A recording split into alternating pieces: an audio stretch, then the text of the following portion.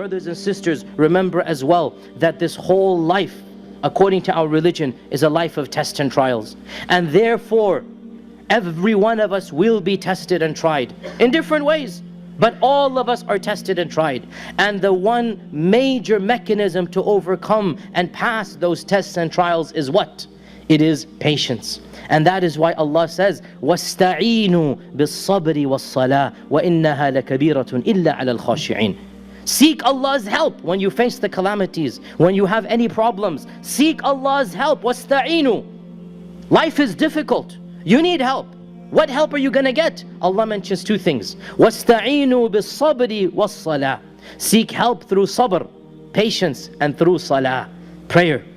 Our mother Aisha said, whenever our Prophet ﷺ was troubled with anything, whenever something bothered him, what would he do? فَزِعَ إِلَى الصَّلَاةِ. He would rush to stand in salah. Salah would make him calm. Salah would make him conquer those problems, those fears, those frustrations. So patience and salah are the two things that Allah has told us to seek help in. And also realize, my dear brothers and sisters, that beautiful verse in the Quran that Allah tells us, فَاصْبِرْ صَبْرًا جَمِيلًا. Be patient, a beautiful patience. So patience is of levels, and the highest level is a beautiful patience. And a beautiful patience is one when people don't even realize you're being patient.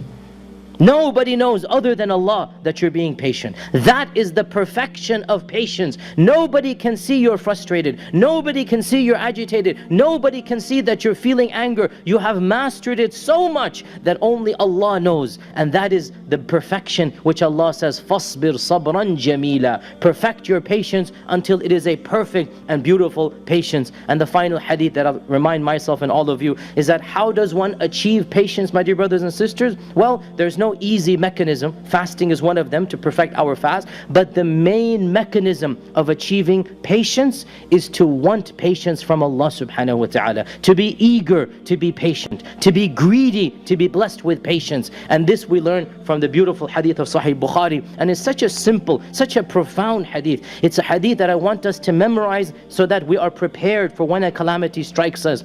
وَمَنْ يَتَصَبَّرْ يُصَبِّرْهُ اللَّهُ. وَمَنْ يَتَصَبَّرْ يُصَبِّرْهُ اللَّهُ. Whoever desires to be patient, يَتَصَبَّرْ, he actively wants to be patient. يُصَبِّرْهُ اللَّهُ. Allah Azza wa Jal will give him the patience he requires. What a beautiful hadith. There is no magic trick. There is no mechanism other than wanting to be patient. وَمَنْ يَتَصَبَّرْ.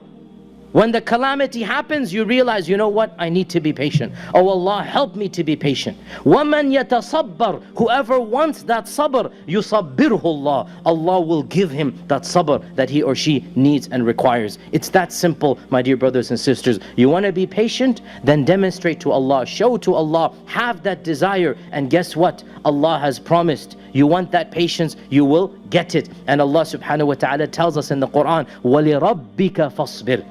If you are patient for your Lord, وَلِرَبِّكَ فَاصْبِرْ, then you will get it. And this is, by the way, of the first commandments that was given directly to our Prophet ﷺ by Allah. Of the first commandments, Surah Al-Muddathir, the first commandments that came down. Ya ayyuhal muddathir, of the first commandments, Allah tells our Prophet ﷺ, وَلِرَبِّكَ فَاصْبِرْ. Directly to him, singular. Allah is speaking directly to him. Be patient for the sake of your Lord for the rest of your life ahead. This is the advice I give myself and all of you. We need to make sure and realize that patience comes from Allah, as-sabur. You want to have sabr? Believe in as-sabur. Make dua to as-sabur. Ask Allah for that patience and realize that Allah Azza wa Jal loves you and cares about you even more than your mother, as our Prophet sallallahu alaihi wasallam said. Whatever happens, happens for our best, even if we don't understand it. Let us try to master this beautiful concept, because in reality, Iman and Sabr are linked together. The one that has Iman has Sabr. The one that has no Sabr has not perfected Iman. Allahumma inni da'in fa'aminu.